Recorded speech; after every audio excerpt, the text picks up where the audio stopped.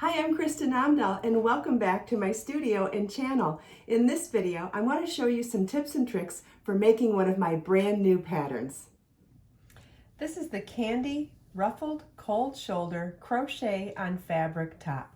Transform any plain store-bought tank top into a romantic, ruffled, cold shoulder top with this simple crochet on fabric technique.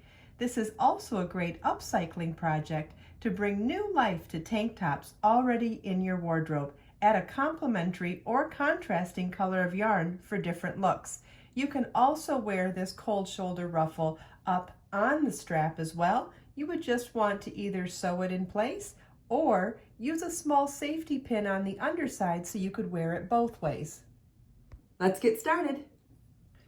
You will need 290 yards of number 1 fingering weight yarn, an E4 3.5 millimeter crochet hook, yarn needle, scissors, sewing needle and thread, and a store-bought tank top, of course. We're going to start by tying our yarn to our crochet hook. You can use a square knot, a slip knot. There's no wrong way to tie your yarn to your crochet hook. And we're going to start by joining the yarn to the right front strap. So we're going to slip stitch around the right front strap of the tank top. And now we're going to make a foundation oval. Chain 4 and treble crochet into the 4th chain from your hook. Yarn over twice, insert your hook, yarn over, pull up a loop, yarn over, pull through 2, yarn over, pull through 2, yarn over, pull through 2. That's one foundation oval. I'll show you again. Chain 4, treble crochet into the 4th chain from your hook. So you want to count back 1, 2, 3, 4, yarn over twice, insert your hook, yarn over, pull up a loop, yarn over, pull through 2, yarn over, pull through 2, and yarn over, pull through 2. We now have 2 foundation ovals completed. Depending on what size tank top you're applying this ruffle to, you will want to gauge how many foundation ovals to create to go across the top here to evenly space them across and then slip stitch to the next strap here. This is a store-bought, a Walmart $2 tank top that is size extra large, and for me that's going to mean 14 foundation ovals, but you'll want to do however many it takes to evenly space them across to the left front strap. Okay, now that I have the number of foundation ovals I need to go from one front strap to the next, it's time to slip stitch to the next strap on the tank top. And then however many ovals you did from right front to left front, that's how many ovals you'll do for your side sleeve. Mine was 14 ovals, so I'm going to do 14 ovals here. Okay, I have my left sleeve foundation ovals done, so now I'm going to slip stitch to the back left tank top strap. And then it's time to work across the number of ovals you'll need for the back. I've noticed in a lot of the store-bought tank tops that the space between the 2 back straps is significantly narrower than the 2 front straps. So you want to keep that in mind when making your foundation ovals. I did 14 foundation ovals for the front and both sleeves, and I ended up doing 8 for across this back area here. So you just want to be careful of that. Whatever size tank top you're making and whatever shape it is, make sure that you pay attention to the width of between the 2 back straps and work your foundation ovals to the across the back. Okay, once you finish your back foundation ovals, you want to slip stitch to the back right strap of your tank top. And then we'll complete the rest of this round by working foundation ovals for our right sleeve, which is going to be the same number you did for the front and left sleeve. In my case, that's 14 foundation ovals. All right, we finished our right sleeve, so we're ready to join with a slip stitch to the beginning of our round, which was at the right front strap. And we'll slip stitch to that first slip stitch to join. And so now our foundation oval round, or our setup round, is completed. And I just wanted to make another thing about when you're choosing how many foundation ovals to do for your top. Keep in mind that this is a stretchy tank top, and once you put it on, it's going to stretch a little bit. So you want to make sure that you've adjusted with your ease of the yarn to make sure that it's going to fit when the tank top is stretched. The only requirement for this stitch pattern is that you have a repeat of a multiple of 2 foundation ovals in that setup round in order to get started. Okay, we're ready to begin round 1 of our beautiful scallop lace stitch pattern. For round 1, we're going to slip stitch into the first foundation oval, chain 1, single crochet in the same oval, chain 5, single crochet in the same oval. In the next foundation oval, we'll work 7 double crochets. Double crochet is yarn over your hook, insert your hook in the space, yarn over, pull up a loop, yarn over, pull through 2 loops on your hook, yarn over, pull through 2 loops on your hook. We're going to do that for a total of 7 times in the same oval. Okay, and so our repeat for this round is single crochet, chain 5, single crochet in the next oval. And then in the next oval, 7 double crochets. And you want to repeat that all the way around.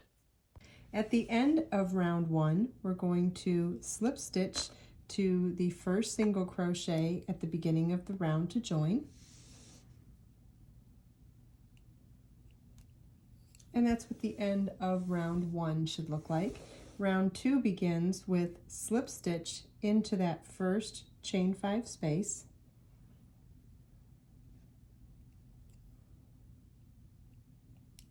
chain 1, and single crochet in the same space. Double crochet in the next double crochet, then chain 1, double crochet into each of the next 6 double crochets.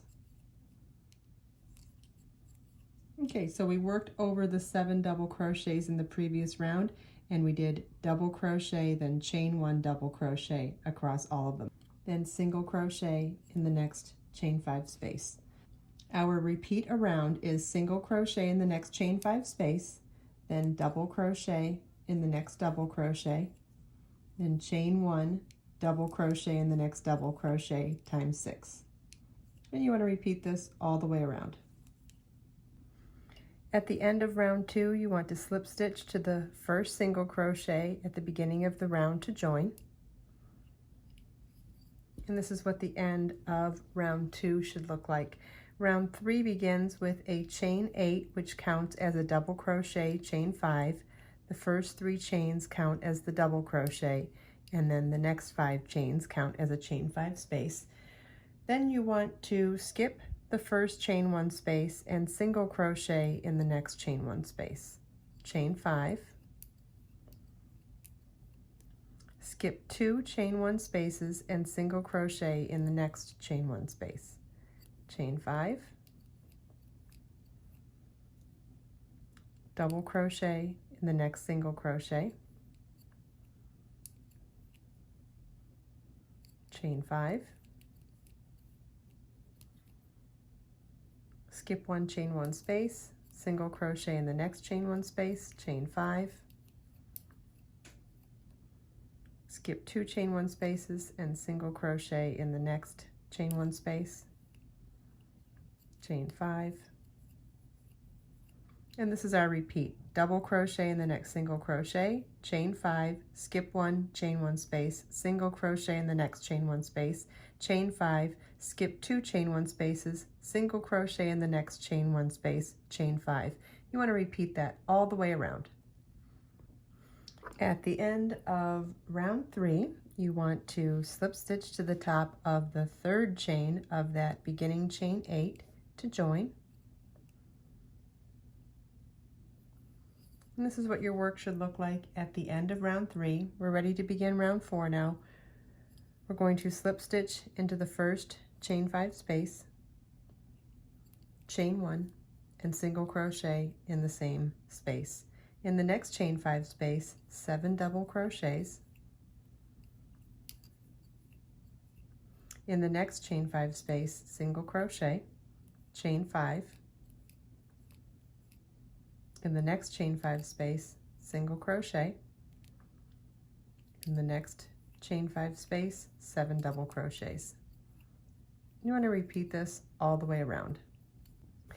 At the end of round 4, you want to replace the last chain 5 space with a chain 2 and double crochet to the first single crochet at the beginning of the round to join. And that's what the end of round 4 should look like. You want to repeat rounds 2 through 4 one more time, then repeat round 2 once more. So I've done one extra repeat of round 2 just so that I can show you how to do that final round 9 of the edging. So when you're doing the edging round or round 9, it begins with a chain 1 and single crochet in that same single crochet. Then in the next chain 1 space, we're going to work slip stitch, chain 3, double crochet, chain 3, and slip stitch. In each of the next 5 chain 1 spaces, we're going to do the same exact thing. In the next chain 1 space, it's slip stitch, chain 3, double crochet, chain 3, and slip stitch. And you want to repeat that in each of those chain 1 spaces. Then single crochet in the next single crochet. And you want to repeat that all the way around and fasten off. Once you finish your entire ruffle and you fasten off and weave in your loose ends, you want to tack the edging down to the t-shirt or the tank top with a sewing needle and thread. And you can see I did a very small stitch up there, and I'll show you how to do that in a second. But I wanted to point out that you may have purchased my crochet hook tool kit already, and if you did, you may have wondered what this tool was inside the kit. And it's for threading your yarn through your yarn needle. But it also has a small side to it as well, and that's for threading a sewing needle. So if you insert that little hook through a sewing needle and then grab your sewing yarn, and then grab your sewing thread, it's a really easy way to thread your sewing needle. Isn't that great?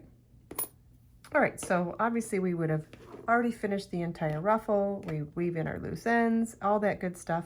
But I wanted to show you how easy it is to sew the ruffle down to the tank top. First, you want to ease the fabric along the way, because again, we want this to be ruffled. So if it's a little wider, that's okay. That's what gives us the beautiful ruffle on the bottom edge. So we're going in, you would obviously also use a thread that matches either the yarn or the tank top, probably the tank top. And I'm using a contrast color just so that you can see what I'm doing. Okay, so I'm just going into the very top of the hem of the tank top and just picking up a couple of strands of the yarn from one of the stitches along the top edge. We'll secure this with a knot. We'll weave this loose end in later on. And I'm just going to insert my sewing needle into a little bit of the tank top at the very top edge and a little bit of the ruffle.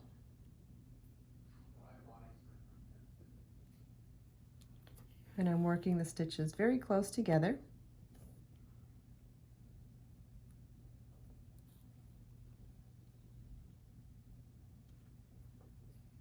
For a nice secure fit.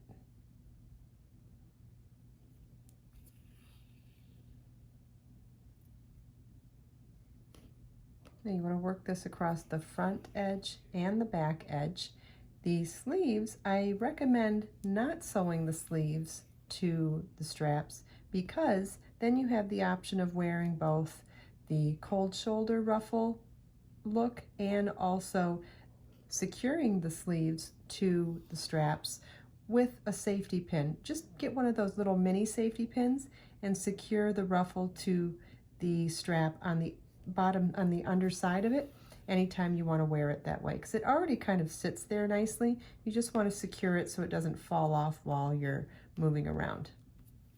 And then you have the option of both ways. All right, so you're going to want to do that across the front and the back. Secure the end. So let's pretend like this was our last stitch here. We would secure that with a knot. And then you would thread your yarn through the thickness of the tank top, which is kind of the equivalent of weaving in your loose ends. And then you could cut your yarn. Follow the link in the video description to download the pattern with charts and get more information on ordering Be So Fine yarn or Be So Fine bling yarn. I hope you enjoyed this video. If you have any questions at all, please feel welcome to leave them for me in the comments below. I have links provided in the video description for all of the things we talked about in this video as well. Let us make time to create, share, and inspire today and every day. I'll see you in the next video.